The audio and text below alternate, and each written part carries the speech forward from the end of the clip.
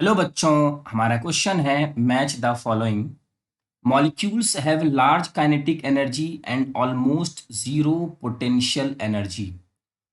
तो हमारे पास यहाँ कॉलम वन और कॉलम टू में कुछ चीज़ें दी हुई हैं और हमें इसके साथ मैच करना है। तो बच्चों सबसे पहले A, molecules have large kinetic energy and almost zero potential energy.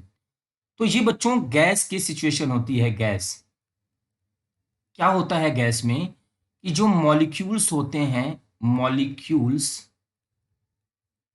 वो एक दूसरे से दूर दूर होते हैं, फार, एज कंपेयर टू लिक्विड और सॉलिड।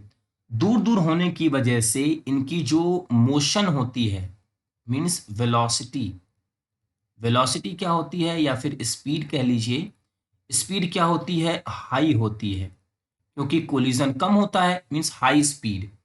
और जब हाई स्पीड होती है बच्चों तो इसकी काइनेटिक एनर्जी ज़्यादा होती है और जो पोटेंशियल एनर्जी होती है ऑलमोस्ट ज़ीरो, क्योंकि ये मॉलिक्यूल इतने दूर दूर होते हैं कि एक दूसरे पे कोई पोटेंशियल एनर्जी नहीं लगा पाते।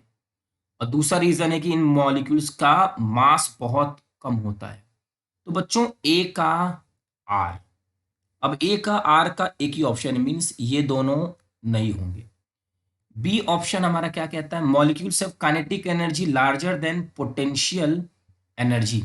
तो बच्चों ये तो लिक्विड का केस है। देखिए लिक्विड के केस में क्या होता है, मॉलिक्यूल्स जो होते हैं पास पास में होते हैं, close, as compare to, as compare to gas, है ना, एज कंपेयर टू गैस। इससे क्या होता है कि मॉलिक्यूल्स के पास वेलोसिटी तो होती ही है, वेलोसिटी होती है, स्पीड भी है, जिसकी वजह से इनके पास काइनेटिक एनर्जी होती है।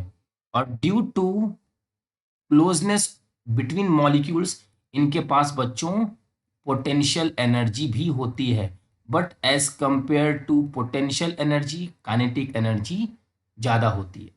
तो ये हमारा क्यू है। सी का क्या रीज़न है? Molecules have kinetic energy smaller than potential energy. Molecules have kinetic energy, yes बच्चों ये सॉलिड का है। सॉलिड में मॉलिक्यूल्स क्या होते हैं? टाइटली बाउंडेड होते हैं, टाइटली बाउंडेड। टाइटली बाउंडेड का क्या मतलब है? टाइटली बाउंडेड मीन्स इनकी जो स्पीड होती है या फिर जो वेलोसिटी होती है बच्चों, ये बहुत ही कम होती है, क्योंकि एक दूसरे को ये पकड़ के रखते हैं। और जब एक दूसरे को पकड़ के रखते हैं, ये इनके बीच का डिस्टेंस बहुत कम होता है, तो इनके बीच में जो पोटेंशियल एनर्जी होती है वो हाई होती है। सॉलिड एक ऐसा मटेरियल है जिसमें पोटेंशियल एनर्जी ज़्यादा होती है, काइनेटिक एनर्जी कम।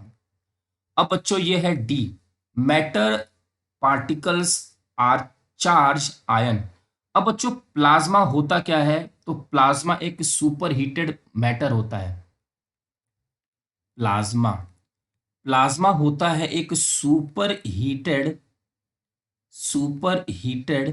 मैटर।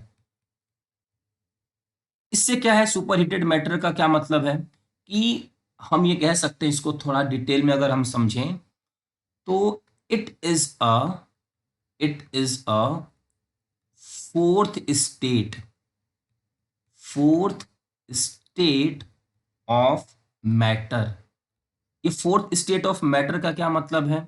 देखिए बच्चों, जब हम सॉलिड को हीट देते हैं तो ये कन्वर्ट होता है लिक्विड में, है ना। लिक्विड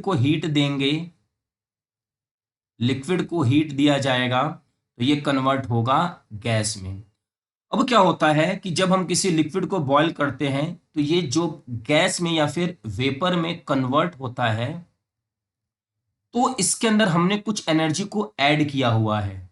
आप ऐसे सोचिए कि हमारे पास एक कंटेनर है, कंटेनर में कुछ लिक्विड रखा हुआ है, जब हम इसको हीट देते हैं तो ये एनर्जी क्या होती है? इसमें एनर्जी ऐड होती है। अब बच्चों एनर्जी ऐड करने के बाद ये जो हमारा है, और हीट करने के बाद, एनर्जी ऐड करने के बाद ये रूप ले लेता है प्लाज्मा का, ये रूप ले लेता है प्लाज्मा का। आप ऐसा सोच सकते हैं कि प्लाज्मा एक सूप जैसा है। कहाँ पे एक्सप्लेन करें यहाँ?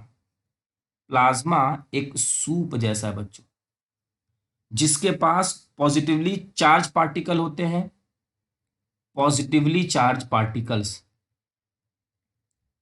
पॉजिटिवली चार्ज्ड पार्टिकल्स, जिसे हम लोग आयंस कहते हैं, और जो नेगेटिवली चार्ज आयन है जिसे हम इलेक्ट्रॉन कहते हैं। तो मैटर पार्टिकल और चार्ज आयन, ये हमारा प्लाज्मा है।